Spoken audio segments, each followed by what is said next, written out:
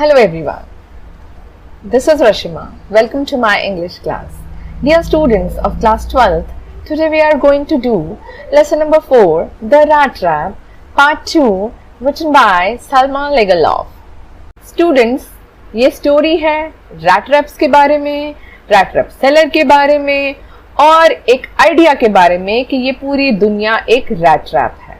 Part 1 में हमने देखा किस तरह से rat trap seller rat trap selling के अलावा चोरी करता है, भीख मांगता है और ये सोचता है कि ये पूरी दुनिया एक रैट ट्रैप है और चोरी करने के बाद वो खुद रियलाइज करता है कि वो इस दुनिया यानी कि इस रैट ट्रैप में फंस चुका है। और पार्ट 2 में हम देखेंगे क्या वो इस रैट ट्रैप में से बाहर बचकर निकल पाता है या नहीं।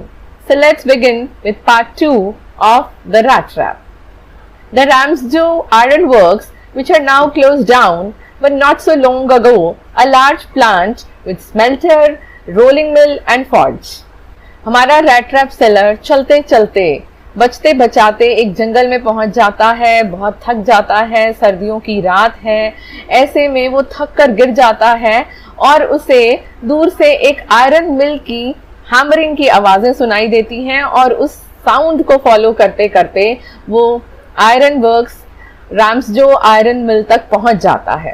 राम्सजो आयरन वर्क्स जो अब बंद हो चुकी है, लेकिन थोड़े समय पहले तक ही वो एक बहुत बड़ा लार्ज प्लांट हुआ करती थी जहां पर एक स्मेल्टर, रोलिंग मिल और फॉर्ज जैसी बड़ी बड़ी मशीन्स हुआ करती थी। Now what is a smelter? Smelter क्या होता है? एक ऐसी मशीन होती है जहां पर मेटल को मेल्ट किया जाता है और उसे किसी भी डिजायर्ड शेप में ढाल दिया जाता है। And what is a rolling mill? Rolling mill भी एक मशीन होती है जिसमें मेटल को रोल करके एक शीट्स में कन्वर्ट किया जाता है। इसके साथ साथ उस मिल में और क्या था? Forge. What is a forge? Forge is a place where metal is heated. Forge एक ऐसी मशीन होती है जिस पर मेटल को हीट किया जाता है। In the summertime, long lines of heavily loaded barges and scows slid down the canal, which led to a large inland lake. And in the winter time, the roads near the mill were black from all the coal dust which sifted down from the big charcoal crates. अब writer in lines में हमें बता रही हैं कि उस मिल के आसपास समर टाइम और विंटर टाइम में कैसा माहौल हुआ करता था। समर टाइम में क्या होता था कि जो फिनिश्ड गुड्स होते थे, फिनिश्ड मेटल थिंग्स होती थी, वो बहुत बड़ी बड़ी बार्जेस और स्काउज। बार्जेस और स्काउज एक तरह की कार्गो बोट्स होती हैं जिन पर जो फिनिश्ड गुड्स हैं या रॉ मटेरियल है वो कैरी किया जाता है। तो इसी तरह से वो जो फिनिश्ड गुड्स थे उस मिल से और एक छोटे से कैनाल से होते हुए और एक इनलैंड लेक की तरफ मूव करते थे उन कार्गो बोट्स में। और विंटर टाइम में क्या होता था? जो रॉ मटेरियल होता था, चारकोल से भरी जो क्रेट्स होती थी वो मिल में आती थी और उनके कारण चारकोल का जो डस्ट था उन क्रेट्स में से गिरकर पूरी सड़कों पर कोल डस्ट बिखर जाता था, जिससे वो जो सारी सड़कें हैं वो बिल्कुल ब्लैक, बिल्कुल सिफ्टेड, बिल्कुल ग्रे ब्लैक कलर की नजर आती थी। During one of the long dark evenings just before Christmas, the master smith and his helper sat in the dark forge near the furnace waiting for the pig iron which had been put in the fire to be ready to put on the anvil.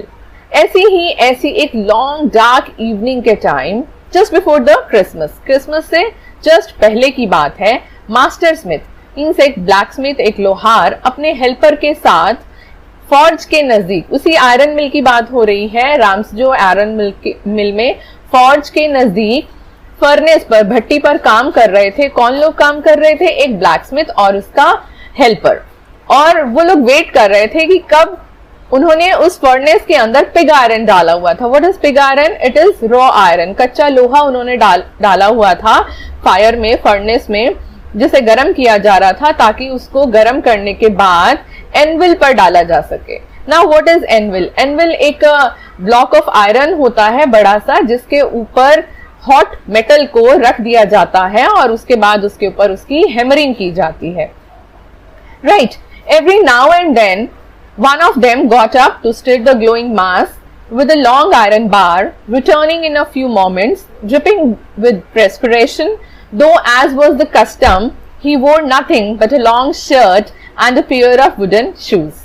अब वो लोग furnace में pig iron डाल रहे थे, तो उसको हिलाने के लिए बार बार उन दोनों में से कोई एक व्यक्ति उठता था और आयरन बार से, आयरन की सलाखों से उस पिग आयरन को हिला देते थे और थोड़ी देर के बाद वो वापस अपनी जगह पर आकर बैठ जाते थे। लेकिन इस प्रोसेस के दौरान वो पसीने से बिल्कुल भर जाते थे, पसीना बिल्कुल बहने लगता था, हालांकि इतनी ज्यादा ठंड थी। एंड जैसा कि कस्टमरी है कि इस तरह का काम करने के टाइम उन्होंने किस तरह के कपड़े पहने होते थे, तो वो उन्होंने एक लॉन्ग शर्ट और साथ में वुडन शूज पहनकर वो ये काम किया करते थे। All the time there were many sounds to be heard in the forge. उस सारे समय में बहुत सारी और आवाजें फॉर्ज के नजदीक सुनी जा सकती थी। The big bellows groaned and the burning coal cracked. और किस तरह की आवाजें थी? अब लोहा गर्म हो रहा है, तो बेलोज क्या होता है? बेलोज एक तरह की हॉलो पाइप होती है जिसमें से आप स्टीम ब्लो करते हो ताकि फायर को और ज्यादा स्ट्रॉन्ग किया जा सके। तो जब उसमें से स्टीम ब्लो हो रही है तो जो बेलोज हैं वो बहुत ज्यादा ग्रोन कर रहे हैं। What is grown? जैसे रोने, चिल्लाने, कराहने की आवाजें होती हैं, इस तरह की आवाजें उन बेलोज में से आ रही थी। And the burning coal cracked, और उसके अंदर उस फर्नेस में जो कोल था, जो जलता हुआ कोयला था, वो क्रैक होने की आवाजें भी आ रही थी। तो यहाँ पर बेलोज के ग्रोनिंग की आवाजें आ रही हैं, कोल के क्रैक होने की आवाजें आ रही हैं, और कौन सी आवाजें आ रही हैं? The fire boy shovelled charcoal into the mouth of the furnace with a great deal of clatter. और जब वो फायर बॉय था और वो चारकोल को क्या कर रहा था? शॉवल करके, इकट्ठा करके, और फर्नेस के मॉ में, यानी उसके जॉज में, उसके जबड़े में, भट्टी के मुंह में, जबड़े में वो डाल रहा था। तो बहुत सारी क्लैटरिंग की साउंड भी साथ में आ रही थी, यानी कि जो मेटल्स थे आपस में टकरा रहे थे और वो गिरा भी रहा था, तो इसके कारण बहुत सारी क्लैटरिंग साउंड भी उसमें से आ रही थी, धमाके की आवाजें आ रही थी। Outside road the waterfall and a sharp north wind whipped the rain against the brick tiled roof. इतनी सारी आवाजों के साथ साथ बाहर क्या हो रहा था उस आयरन मिल के? उस आयरन मिल के बाहर एक वाटरफॉल था, एक झरना था जो बड़ी ऊंचाई से गिर रहा था, और इसके कारण उसमें रोरिंग की आवाजें, दहाड़ने की आवाजें आ रही थी। और इसके साथ साथ और भी एक चीज हो रही थी। क्या हो रहा था? And a sharp north wind, north wind चल रही थी, बहुत तेज हवाएं चल रही थी और बारिश भी हो रही थी। और जब वो बारिश ब्रिक टाइल्ड रूफ पर पड़ रही थी, ईंटों की जो टाइल्स लगी हुई थी छत के ऊपर, उसके ऊपर जब बारिश पड़ रही थी तो ऐसे लग रहा था मानो वो जो बारिश है वो चाबुक मार रही है। विफ्ट मीन्स चाबुक मारना, तो ऐसे लग रहा था बारिश छत के ऊपर चाबुक मार रही है। तो इस तरह से बहुत सारी आवाजें जो थी मिलके अंदर और बाहर थी। तो देखते हैं आगे क्या होता है। It was probably on account of all this noise that the blacksmith didn't notice that a man had opened the gate and entered the forge. और शायद इन्हीं सारी आवाजों के कारण उस ब्लैकस्मिथ ने नोटिस नहीं किया कि एक आदमी ने दरवाजा खोला है और फॉर्ज में एंटर कर चुका है। Until he stood close up to the furnace, जब तक कि वो फर्नेस के, भट्टी के बिल्कुल नजदीक नहीं आ गया, तब तक ब्लैकस्मिथ ने स्ट्रेंजर को नोटिस नहीं किया। Surely it was nothing unusual for poor vagabonds without any better shelter for the night to be attracted to the forge by the glow of light which escaped through the sooty panes. तो जाहिर सी बात है ये कोई unusual बात नहीं थी, ये अजीब बात नहीं थी कि इस तरह के रैट ट्रैप सेलर जैसे जो पुअर वेगाबॉन्ड्स थे, आवारा लोग थे, घुमक्कड़ थे, होमलेस जो लोग थे जिनके पास कोई शेल्टर नहीं होता था, तो वो रात गुजारने के लिए इस भट्टी के नजदीक अक्सर आ जाया करते थे, क्योंकि इस भट्टी से जो आवाजें निकल रही थी या जो लाइट ग्लो करती थी वहां से, आयरन मिल से, वो बाहर फॉरेस्ट तक पहुंच जाती थी। और जो लोग होते थे, इस तरह के होमलेस लोग हैं, घूमते घूमते वहां तक आ गए हैं, तो वो शेल्टर के लिए अक्सर वहां आ जाया करते थे। and to come in to warm themselves in front of the fire. अब वो जो लाइट होती थी वो अक्सर उन सूटी पेन्स में से बाहर जाती थी. जो मिल में जो कांच के शीशे थे, खिड़कियां थी, वो सूटी हो चुकी थी, मींस ब्लैक हो चुकी थी धुएं के कारण, लेकिन उनमें से थोड़ी बहुत जो लाइट थी वो बाहर जा पाती थी, जंगल तक, आसपास के एरिया तक पहुंच जाती थी. और उस लाइट को फॉलो करते करते अक्सर रैट ट्रैप सेलर जैसे पुअर वैगाबॉन्ड्स उस मिल तक पहुंच जाते थे ताकि वो वहां पर शेल्टर ले सकें और उस ठंड से बच सकें और आग के नजदीक रहकर वो बच जाए. The blacksmith glanced only casually and indifferently at the intruder. अब क्योंकि ऐसे वेगाबॉन्ड्स रोज ही आते रहते थे, तो जो ब्लैकस्मिथ था उसने उस intruder, who is an intruder जो जबरदस्ती घुस आते हैं कहीं पर, उसे हम इंट्रूडर कहते हैं. तो वो बिना किसी परमिशन के, he was not welcomed there, तो वो इसी तरह से बिना किसी परमिशन के वहां घुस गया था. तो जो ब्लैकस्मिथ है उसको एक जरा सी एक नजर से ऐसे देखता है, कैजुअली सी, बिना किसी परवाह के, और उसकी तरफ बिल्कुल ध्यान नहीं देता है, इनडिफरेंटली उसकी तरफ देखता है, उपेक्षित नजरों से उसकी तरफ देखता है कि आ गए फिर इसी तरह के लोग. He looked the way people of his type usually did. वो बिल्कुल ऐसे ही देख रहा था जैसे उस तरह के लोग अक्सर देखते हैं typically. With a long beard, dirty ragged, with a bunch of rat traps dangling on his chest. वो rat trap seller के लोगों को जिस तरह से देखा जा सकता है, कैसा था वो rat trap seller? उसकी बहुत लंबी सी दाढ़ी थी, डर्टी था, गंदा था, रैग था, फटे पुराने कपड़े पहने हुए थे, और बंच ऑफ रैट ट्रैप्स और चूहेदानियों का गुच्छा उसकी गर्दन में लटक रहा है. तो इस तरह के व्यक्ति को एक ब्लैकस्मिथ कैसे देखेगा? अनवेलकम्ड नजरों से वो उसे देखता है. He asked permission to stay and the master blacksmith nodded a haughty consent without honoring him with a single word. अब रैट ट्रैप सेलर परमिशन मांगता है कि क्या वो यहाँ पर शेल्टर ले सकता है. तो जो मास्टर ब्लैकस्मिथ है वो नॉड करता है, सिर हिलाता है, हाँ करता है, लेकिन एक बड़ी हॉटी कंसेंट के साथ. What is haughty consent? Means indifferent agreement, अभिमानी सी सहमति के साथ वो कह देता है हाँ ठीक है रह लो, लेकिन वो एक भी वर्ड कहने की जहमत नहीं उठाता, कुछ भी बोलता नहीं है, जस्ट गर्दन हिला देता है. The tramp didn't say anything either. और जो हमारा tramp है, tramp is again the word used for vagabonds, wanderers, peddlers. तो इस तरह के जो लोग होते हैं, ये सिनोनिम है tramp भी उन्हीं लोगों के लिए. तो वो जो tramp है, rat trap seller, वो भी कुछ भी नहीं कहता, उसे भी बोलने का कोई शौक नहीं था उस time. He had not come there to talk, but only to warm himself and sleep. वो भी वहां पर बातें करने नहीं आया था, वो तो वहां पर सोने आया था और थोड़ी गर्मी लेने आया था, क्योंकि वो बाहर बहुत ज्यादा ठंड थी. In those days the Ramsjo iron mill was owned by a very prominent iron master. उन दिनों जो रैम्सजो आयरन मिल थी उसका जो मालिक था वो एक बहुत ही प्रोमिनेंट आयरन मास्टर था, बहुत ही फेमस आयरन मास्टर था. Whose greatest ambition was to ship out the good iron to the market. और उसका ग्रेटेस्ट एम्बिशन क्या था कि वो बाहर मार्केट में अच्छे से अच्छा आयरन सप्लाई करे.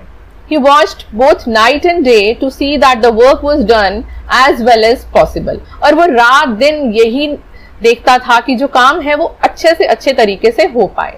And at this very moment he came into the forge on one of his nightly rounds of inspection. और ऐसी ही रात में जो हमारा आयरन मास्टर है वो अपने इंस्पेक्शन के नाइटली राउंड्स पर आता है, निरीक्षण करने के लिए वो अपनी आयरन मिल में आया हुआ है. Naturally, the first thing he saw was a tall ragamuffin who had eased his way so close to the furnace that steam rose from his wet rags. Naturally, जो सबसे पहली चीज थी जो आयरन मास्टर ने नोटिस की जब वो अपनी आयरन मिल में एंटर किया, तो वो tall ragamuffin. Now ragamuffin is again a person wearing ragged clothes.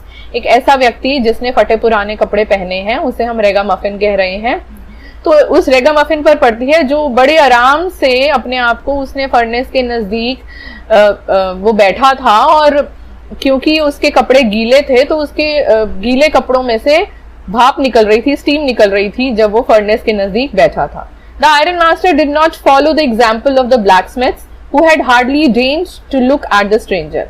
अब जो आयरन मास्टर है वो ब्लैकस्मिथ्स की तरह उसे इग्नोर नहीं करता है, उनका एग्जाम्पल फॉलो नहीं करता है, जिन्होंने हार्डली उस स्ट्रेंजर की तरफ उसे देखने लायक भी नहीं समझा. डेन्ड मीन्स देखने लायक समझना, तो उन्होंने उसकी तरफ देखना भी जरूरी नहीं समझा उस ट्रैम्प की तरफ. He walked close up to him, looked him over very carefully, then tore off his slouch hat to get a better view of his face. अब आयरन मास्टर उस रैट ट्रैप सेलर के नजदीक पहुंचता है, उसको बड़े ध्यान से देखता है और फिर उसकी स्लाउच हैट, जो कपड़े की हैट है, उसको टोर ऑफ, यानी कि एक तरह से उसको रिमूव करता है, हटाता है। यहाँ पर tore off is a phrasal verb, वैसे टीयर का मतलब फाड़ना है, लेकिन वहां पर वो इस तरह से रिमूव करता है जैसे हम किसी चीज को फाड़ रहे हैं, उसको रिमूव करता है उसकी हैट को, to get a better view of his face, ताकि वो उसके चेहरे को ज्यादा अच्छे से देख पाए। But of course it is you, Nils Olaf, he said, how you do look. और वो उसे देखकर कहता है कि अरे ये तो तुम निल्स ओलफ हो, कैसे दिखाई दे रहे हो। यहाँ पर आयरन मास्टर जो है वो थोड़ा सा कंफ्यूज है, वो उसे उस रैट ट्रैप सेलर को क्या समझ रहा है, वो उसे निल्स ओलफ, उसका मे बी कोई एक्वेंटेड पर्सन है, उसको कोई अपना फ्रेंड समझ रहा है। You should not have resigned from the regiment, said the iron master.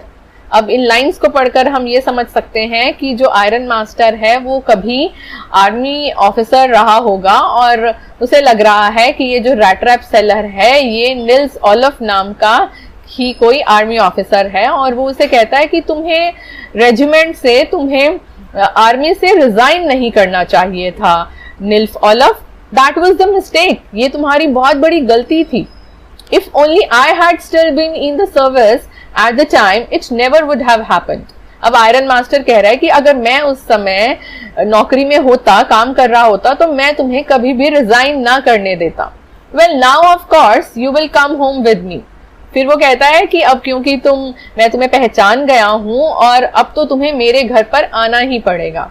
To go along up to the manor house and be received by the honor like an old regimental comrade. That, however, didn't please the tramp.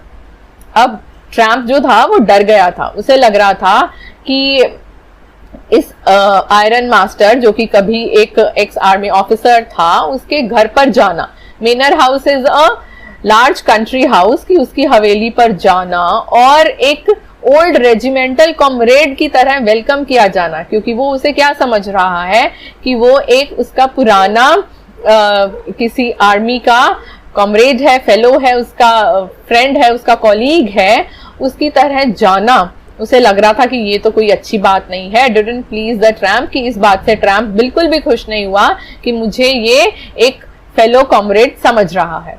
No, I couldn't think of it, he said, looking quite alarmed. अब बहुत ज्यादा डर जाता है हमारा rat trap seller बहुत alarmed हो जाता है और वो कहता है कि नहीं, मैं तो इस बारे में सोच भी नहीं सकता आपके साथ जाने के बारे में। He thought of the 30 kroner, और वो उस 30 kroner के बारे में सोचने लगता है जो उसने उस ओल्ड क्रॉफ्टर के घर से चुराए थे। To go up to the manor house would be like throwing himself voluntarily into the lion's den, और उसे ऐसा लग रहा था कि आयरन मास्टर के घर पे जाना एक तरह से खुद को एक शेर की गुफा में डालने के बराबर है, कि मैं खुद को ही, अपने आप को एक शेर की गुफा में डाल दूं। He only wanted a chance to sleep here in the forge and then sneak away as inconspicuously as possible. उसकी तो यही कोशिश थी कि वो यहाँ पर आराम से सो जाए और फिर धीरे से खिसक ले जितनी भी जल्दी हो सके, इनविजिबल हो जाए, और विच इज नॉट नोटिसेबल, कि उसे कोई नोटिस ना करे, वो यहाँ चुपचाप रात गुजारे, सो जाए, ठंड से बच जाए और फिर वहां से स्नीक अवे, यानी कि वहां से सीक्रेटली चुपके से खिसक जाए।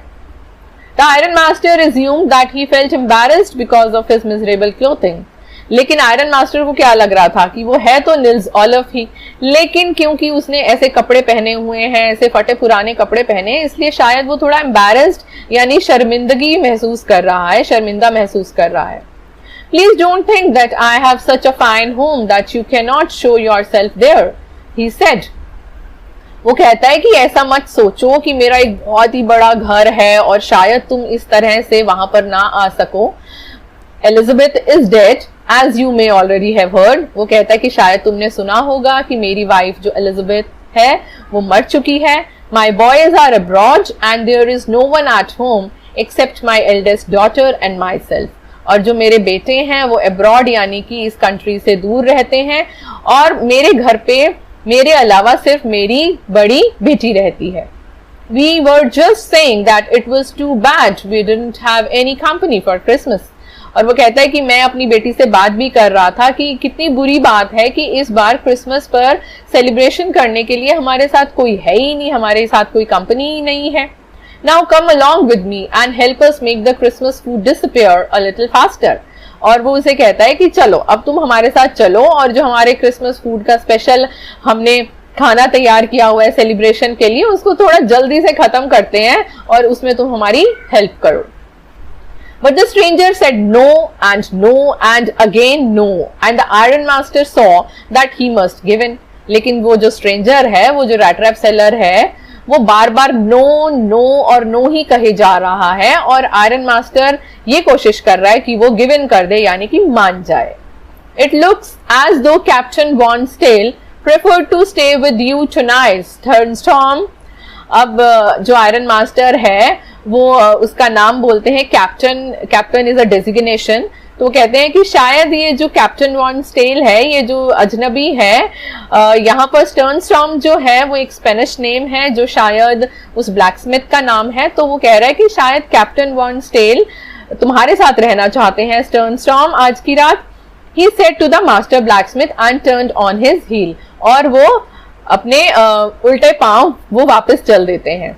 But he laughed to himself as he went away, and the blacksmith, who knew him, understood very well that he had not said his last word.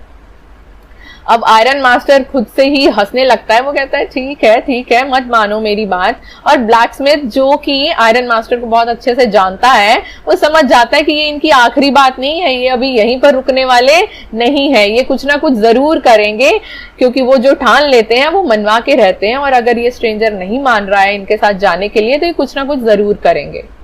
It was not more than half an hour before they heard the sound of carriage wheels outside the forge. अभी आधा घंटा भी नहीं हुआ था iron master को गए हुए कि बाहर एक कैरेज व्हील्स, एक घोड़ा गाड़ी की आवाज सुनाई देती है। एंड अ न्यू गेस्ट केम इन, और एक नया गेस्ट, एक कोई और नया व्यक्ति अंदर आता है। कौन है वो? But this time it was not the iron master, लेकिन इस बार वो आयरन मास्टर नहीं थे। He had sent his daughter apparently hoping that she would have better powers of persuasion than he himself. लेकिन इस बार आयरन मास्टर ने अपनी बेटी को भेजा था और उन्हें ऐसा लगता था कि उनकी बेटी में परसुएशन की बहुत ज्यादा पावर्स हैं, बेटर पावर्स हैं, कि वो किसी भी व्यक्ति को अच्छे से प्रोत्साहित कर सकती है, अच्छे से स्टिमुलेट कर सकती है, परसुएड कर सकती है अपनी बात मनवाने के लिए। तो यहाँ पर आयरन मास्टर ने अपनी बेटी को भेजा है उस स्ट्रेंजर को मनाने के लिए कि वो उनके साथ घर पर आ जाए। She entered, followed by a valet, carrying on his arm a big fur coat. अब वो जो आयरन मास्टर की बेटी है वो फॉर्ज में एंटर करती है और उसके साथ पीछे पीछे उसका वैले आ रहा है। Who is a valet? Valet is a personal attendant.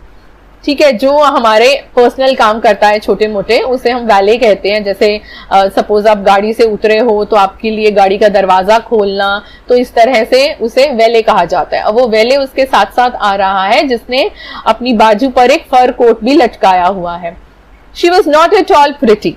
अब उसकी बेटी के बारे में बताया जा रहा है कि वो बिल्कुल भी सुंदर नहीं थी, but seemed modest and quite shy. लेकिन वो बड़ी मॉडेस्ट थी, बड़ी सिंपल थी, बड़ी कर्टियस थी और बहुत ज्यादा शर्मीली भी थी।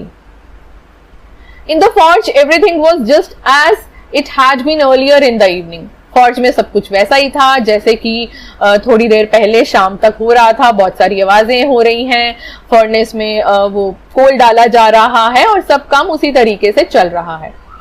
The master blacksmith and his apprentice still sat on their bench. Master blacksmith और उसका अप्रेंटिस, अप्रेंटिस क्या होता है? जो अंडर ट्रेनिंग कोई व्यक्ति होता है, जो कोई काम सीखने के लिए कहीं पर जाता है, उसे हम अप्रेंटिस कहते हैं।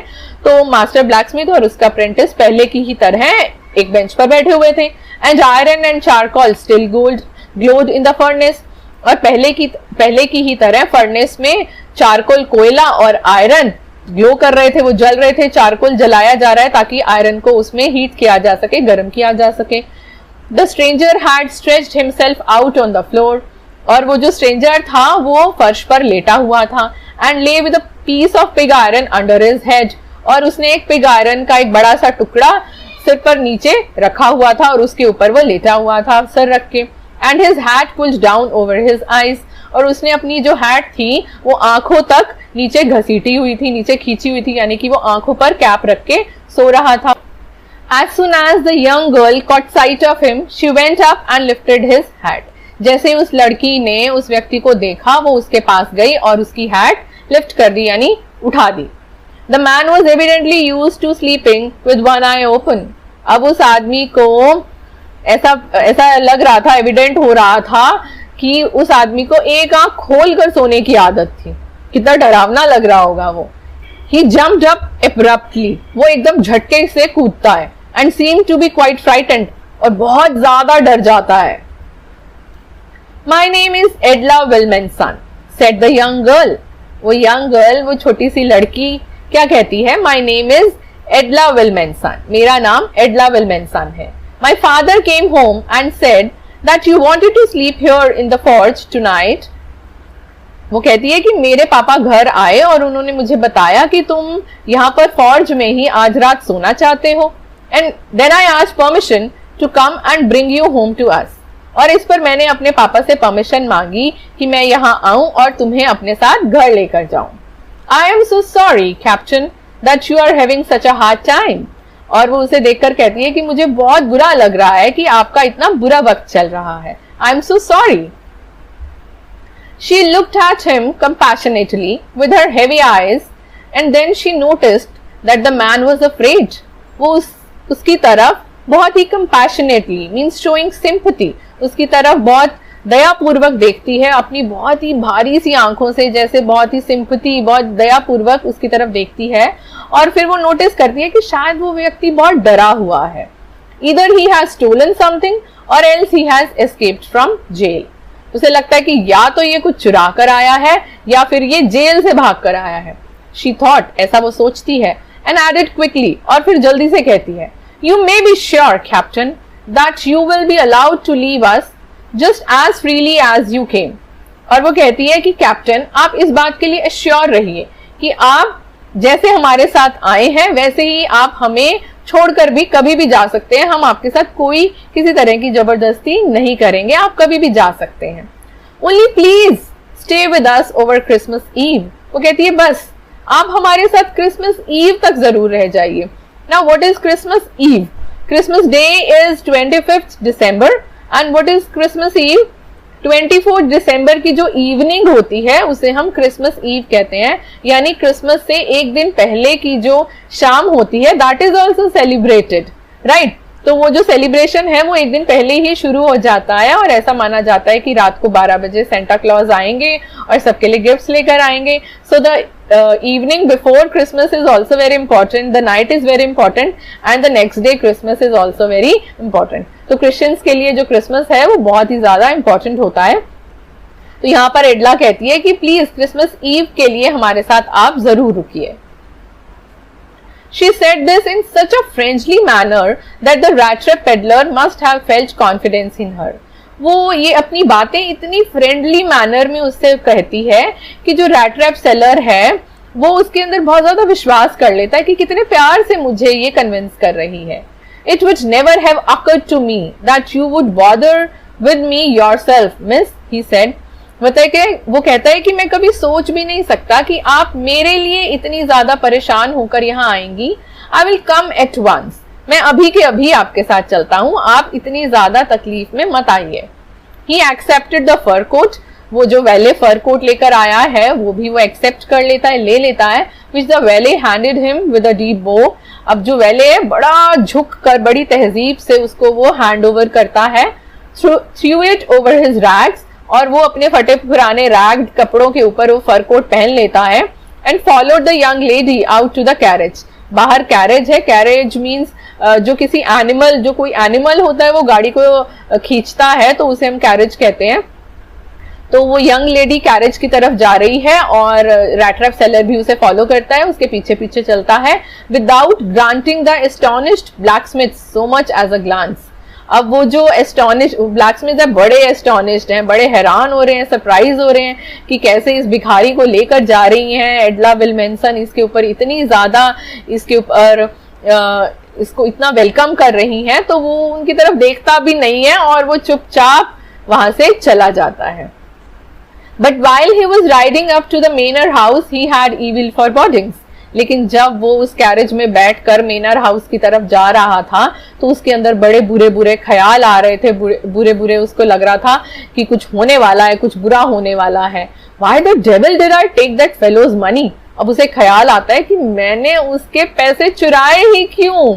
He thought, now I am sitting in the trap. और उसे अब ऐसा लग रहा था कि अब मैं तो ये चूहेदानी में, ट्रैप में फंस चुका हूँ. उस पैसों को चुरा कर मैं वहां से भागने की कोशिश कर रहा था.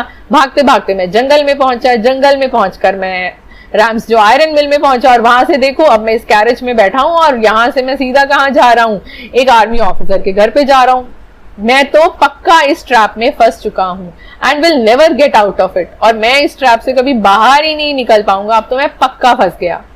The next day was Christmas Eve. अगले दिन क्या था? क्रिसमस ईव थी, मीन्स 24 दिसंबर था. And when the Iron Master came into the dining room for breakfast, he probably thought with satisfaction of his old regimental comrade whom he had run across so unexpectedly. अब अगले दिन सुबह का time है. अब जो हमारा आयरन मास्टर है वो ब्रेकफास्ट पर वेट कर रहा है कि कब ये जो मेरा रेजिमेंटल कॉमरेड है, जो मेरा आर्मी का फ्रेंड है, ये आएगा जो मुझे अनएक्सपेक्टेडली यानी बिना किसी उम्मीद के मुझे अचानक ही मिल गया था, वो उसकी ब्रेकफास्ट पर वेट करता है. So students, this was all about part 2 of the rat trap seller. I hope आपको ये पार्ट अच्छे से समझ में आया होगा. For part 3, see you in the next video. Till then, take care, bye bye.